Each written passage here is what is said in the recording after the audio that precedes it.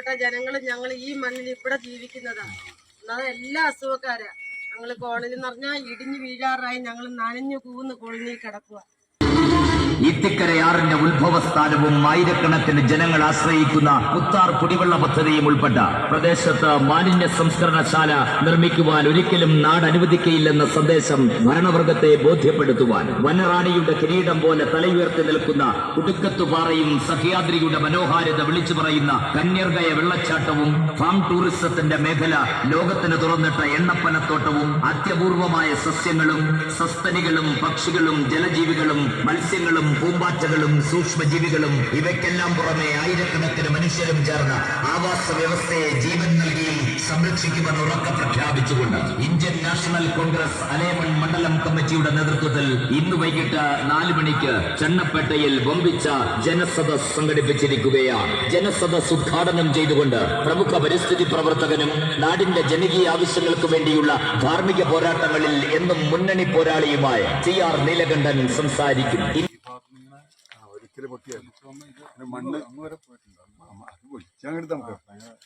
മണ്ണ് സോഫ്റ്റ് ആയിരിക്കും. ഹെവി ഇപ്പൊ സംഭവിക്കണ ഹെവി റെയിൻ വരുമ്പോൾ സോഫ്റ്റായ മണ്ണിന്റെ ഇടയിലേക്ക് അതിവേഗത്തിൽ വെള്ളം ഇറങ്ങണം. അപ്പോഴാണ് അതാണ് ഉരുൾപൊട്ടണേ. അത് വരുമ്പോ എന്തായാലും ഉണ്ടാവും.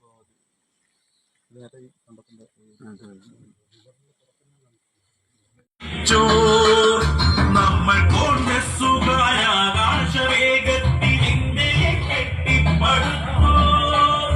ഒരു ഭരണഘടനയ്ക്ക് കീഴിൽ ഒരുപാട് ദൂരം നയിച്ചോ.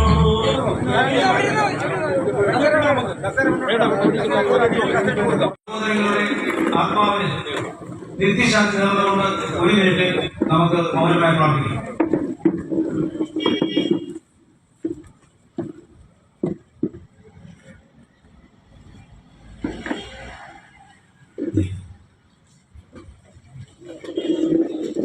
ഈ നാട്ടിലെ ജനങ്ങളെ സംരക്ഷിക്കുവാൻ, ഈ നാട്ടിലെ പ്രകൃതിയെ സംരക്ഷിക്കുവാൻ, നമ്മുടെ കുടിവെള്ളത്തെ സംരക്ഷിക്കുവാൻ, എല്ലാത്തിനും ഉപരിയായി നമ്മൾ ശ്വസിക്കുന്ന വായുവിനെ സംരക്ഷിക്കുവാൻ വേണ്ടിയാണ് നമ്മൾ പോരാട്ടത്തിൽ നിൽക്കുന്നത്. ഈ നാടിന് ഉണ്ടായിട്ടുള്ള അല്ലെങ്കിൽ നമ്മുടെ ഭൂമിയിൽ ഉണ്ടായിട്ടുള്ള ഒരു വിശേഷമായ ഒരു വിശേഷം എന്ന് പറയാൻ പറ്റില്ല. അതിനെക്കുറിച്ചൊരു പ്രത്യേകതയുണ്ട്. ഭൂമിക്ക് ഉണ്ടാകുന്ന ഏറ്റവും വലിയ ഭാരമാണ് നമ്മളുടെ കാണിച്ചു കൂട്ടിക്കൊണ്ടിരിക്കുന്നത്. ഭൂമിയിൽ ഉണ്ടാകുന്ന ദോഷഗതിയെ നമ്മൾ ആരും മനസ്സിലാക്കുന്നില്ല എന്നുള്ള ഒരു ചിന്താഗതിയാണ് നമ്മളിവിടെ വന്നിരിക്കുന്നത്. ഭൂമി കേരളത്തിൽ മാലിന്യ സംസ്കരണത്തിന്, ഖരമാലിന്യ സംസ്കരണത്തിന് സംസ്ഥാന തലത്തിൽ ഒരു നയമുണ്ട്, ഒരു നിയമമുണ്ട്. അത് നമ്മുടെ ബഹുമാനപ്പെട്ട തദ്ദേശ ഭരണമന്ത്രി നിരന്തരമായി ടിവിയിലും റേഡിയോയിലും പത്രങ്ങളിലും റെയിൽവേ സ്റ്റേഷനുകളിലും ട്രാൻസ്പോർട്ട് സ്റ്റാൻഡിലും കാണിക്കുന്നത് നിങ്ങൾ കേട്ടിരിക്കും. ഉറവിട മാലിന്യ സംസ്കരണമാണ് നമ്മുടെ ലക്ഷ്യം, അതാണ് നയം.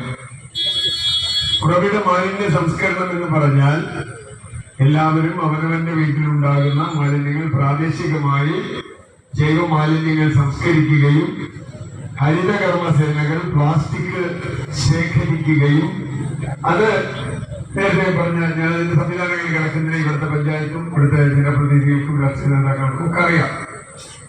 അങ്ങനെയുള്ള ഒരു നാട്ടിൽ എന്തിനാണ് 5 ജില്ലകൾക്ക് മാലിന്യം സംസ്കരിക്കാൻ ഒരു കേന്ദ്രം എന്ന വളരെ പ്രാഥമികമായ ഒരു ചോദ്യമാണ് ഇവിടുത്തെ ഭരണകൂടത്തിലുള്ള. അത് രാഷ്ട്രീയ കക്ഷിയുടെ പ്രശ്നമല്ല. ഈ നയം പറയുന്ന സർക്കാർ എങ്ങനെയാണ് ചണ്ണപ്പേട്ടയിൽ 5 ജില്ലകളിൽ നിന്നുള്ള മാലിന്യം കൊണ്ടുവരാൻ പോകുന്നത്? എവിടെ നിന്നാണ് ഈ മാലിന്യം വരുന്നത്? കാരണം വീട്ടിലെ മാലിന്യമൊക്കെ ഉറവിടത്തിൽ സംസ്കരിച്ചു കഴിഞ്ഞു. പിന്നെ ഏത് മാലിന്യം ഇവിടെ വരിക? മാർക്കറ്റ് മാലിന്യം എല്ലാം നമ്മൾ ഉറവിടത്തിൽ സംസ്കരിക്കുകയാണ്. അത് നിയമപരവുമാണ്. ഈ തീരുമാനം, ഇങ്ങനെ ഒരു തീരുമാനം ആരെങ്കിലും എടുത്തിട്ടുണ്ടെങ്കിൽ നിയമപരമായി നിലനിൽക്കാത്ത തീരുമാനമാണ്. എന്താ കാര്യം? പഞ്ചായത്തി രാജ് നിയമത്തിന്റെ പ്രാഥമികമായ കടമ അതിൽ പറയുന്നത് തദ്ദേശ പഞ്ചായത്തി രാജ് നഗരപാലിക ബില്ലിൽ ഏറ്റവും പ്രധാനപ്പെട്ടത് ഒരു തദ്ദേശ ഭരണ സ്ഥാപനത്തിന്റെ ഏറ്റവും പ്രാഥമികമായ കടമ അതിന്റെ മാലിന്യം സംസ്കരിക്കുക എന്നതാണ്. രണ്ട് തരം ഗുരുതര പ്രശ്നങ്ങളാണ് ഇന്ന് നമ്മുടെ മുമ്പിലുള്ളത്. ഒന്നാമത്തത് പ്രകൃതി ദുരന്തമാണ്. ഈ പ്രകൃതി ദുരന്തം നമുക്ക് ആർക്കും പ്രഡിക്റ്റ് ചെയ്യാനായിട്ട് സാധിക്കുകയില്ല. അത് എങ്ങനെയാണ്, ഏത് രീതിയിലാണ്, എപ്പോഴാണ് വരുന്നത്, എന്താണ് സംഭവിക്കുന്നതെന്ന് നമുക്ക് പറയാനായിട്ട് സാധിക്കുകയില്ല. മുന്നമേ നമുക്ക് കൂടുതലായി അതിന് തടസ്സം നിൽക്കുവാനും സാധിക്കുകയില്ല. എന്നാൽ മനുഷ്യൻ വരുത്തുന്നതായ ദുരന്തങ്ങളുണ്ട്. ആ ദുരന്തങ്ങളെ തരണം ചെയ്യുവാൻ തക്കവണ്ണം നമുക്ക് സാധിക്കും. ഈ ചെണ്ണപ്പട്ടയിൽ ഇതുപോലുള്ളതായ വലിയൊരു ദുരന്തം വരുവാനായിട്ട് പോകുന്നു എന്ന് നമ്മൾ മനസ്സിലാക്കിയതിന്റെ പശ്ചാത്തലത്തിലാണ് ഇന്നിവിടെ ഈ മനോഹരമായ ദേശത്തെ, ഈ മനോഹരമായ ഭൂപ്രദേശത്തെ, ഇവിടുത്തെ ആവാസ വ്യവസ്ഥയെ, ഇവിടുത്തെ ജനജീവിതത്തെ എങ്ങനെ നമുക്ക് നശിപ്പിക്കുവാൻ, ഇതിനെതിരെ നിൽക്കുവാനായിട്ട് സാധിക്കും? വളരെ ഭാരമുള്ള ഹൃദയത്തോടെയാണ് ഇപ്പോൾ ഇവിടെ നിൽക്കുന്നത്. ബഹുമാനപ്പെട്ട അച്ഛനുമായിട്ട് സംസാരിച്ചപ്പോഴും ഏതാണ്ട് 75% കൂടുതൽ ഈ പ്രോജക്റ്റ് മുന്നോട്ട് നീങ്ങി എന്ന് പറയുമ്പോൾ ഇപ്പോൾ ഇവിടെ താമസിക്കുന്ന നമ്മൾ ഓരോരുത്തരും മാത്രമല്ല ഇതിന്റെ കെടുതികൾ അനുഭവിക്കാൻ പോകുന്നത്. 4 പതിറ്റാണ്ടിനപ്പുറത്ത് ഈ പ്രദേശത്ത് കുറെ കാലം ജീവിച്ച ഒരാളാണ് ഞാൻ. കഴിഞ്ഞ 6-7 പതിറ്റാണ്ട് കാലമായി ഈ പ്രദേശത്ത് ജീവിക്കുന്ന ആളുകൾ രൂപപ്പെടുത്തിയെടുത്തതാണ് ഈ ഗ്രാമം. തൊട്ടടുത്ത വീട്ടിലേക്കോ തൊട്ടടുത്ത പറമ്പിലേക്കോ ഒരു മാലിന്യത്തിന്റെ ഒരു കൊട്ട വലിച്ചെറിയുന്ന അല്ലെങ്കിൽ ഒരു കൂട് വലിച്ചെറിയുന്ന ഒരാളെ നമ്മൾ ഒരിക്കലും മാലിന്യം എന്ന് വിളിക്കില്ല.